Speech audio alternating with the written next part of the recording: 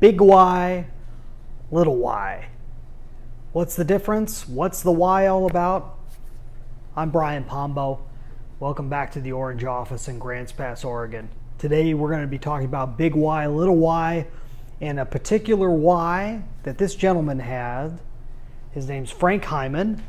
You've heard me speak of him before if you've been listening at all this week. This week we've been talking about his book Hentopia, his process in getting this book published. It's very, very interesting how it went from a very little why idea to become really an extension of his bigger why. I'll tell you about it a little bit right now, but first let me just tell you, if you happen to be in the self-reliance field, meaning you help people to become more self-reliant through your products and services. Let's say you're a business owner or you're an executive in that business. You're the type of person I'd like to talk to. Go to dreambizchat.com.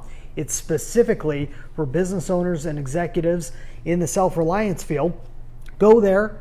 You could click on the link. It's in the description, above, below, where depending on where you're watching this, but you click on the link or type it in, dreambizchat.com. There's a quick little video there. It gives you an idea of what the Dream Business Transformation is all about. It's completely free. Go check it out. Tell me what you think. All it takes is filling out the application on that site. Let's talk about Frank Hyman here. Frank Hyman, I interviewed him not long ago, a couple weeks ago, something like that. All the days are all melding together. Been having a lot of activity happening lately, and it's been super busy. So Frank, though, is very interesting. He has a very interesting story. He's a very friendly guy. He's got a great way to talk. I can't even say words right. So I'm so tired. He has a great way of speaking. He's a good storyteller. I really enjoyed listening to him. It's a conversation I had with him over the phone. So it's a little bit, you got to listen to it like you're listening to somebody talk on the phone. But it's not a bad podcast. Go and listen to the episode. It's over on offthegridbiz.com. You can find the link also in the description. Down at the bottom, it should be there. It's the special episode I did with Frank. And he talks all about his business, how he got around to writing this book, Hentopia. And that process is interesting because I'll give you the background. His wife, they were living in an area where they could have chickens. They had enough room to have chickens. She wanted to have chickens.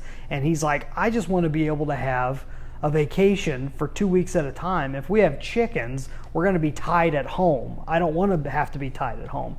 So he did some research and found a way where he could still be out and go on 2-week vacations while she could have her chickens. And so it would all work out perfectly. As he got into that, he realized this is a lot more simple than people realize. I think I could show people how to do this on the low end. People that don't have any money whatsoever, I can show them how they could take, let's say, pallets, old wooden pallets, and break them up and make a chicken coop out of it. He talks about all that in here. Really interesting stuff. It's all about habitats. It's all about building the places where your chickens would live if you had chickens. Very, very interesting. And so that little why of just wanting to make his wife happy, allowing her to be able to have chickens, while at the same time allowing him to have his creature comfort of being able to leave town for 2 weeks at a time. That little why is also tied to a bigger why, because he's had his whole life has come back going all the way back to his childhood. He's kind of been put onto a path of trying to help people that are disadvantaged, that may be not economically capable of being able to do everything they want to do. And so this was his way of being able to go out there, and he puts on classes, and he's going to be at the Mother Earth News Fair in Albany, Oregon. He puts on classes to show people how to do this stuff. He wrote the book.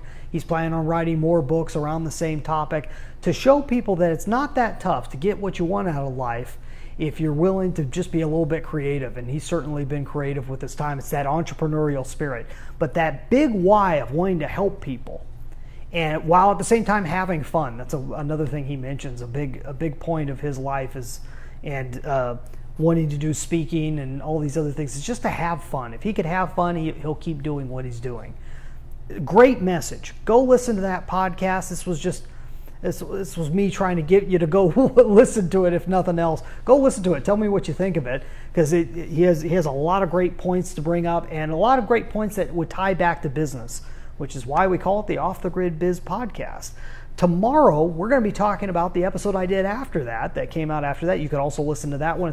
It's with Andy Brennan of Aaron Burr Cider. Okay, he's from over in New York State, and he makes cider out of wild apples.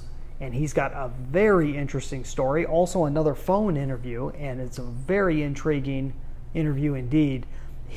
The point I want to bring up tomorrow that we're going to talk about here is his idea of how you can use one secret to be able to beat the big guys. If you are a company that's looking to beat the big guys out of their profits and be able to make a huge difference, this is something you can do that they can't do. Or can they?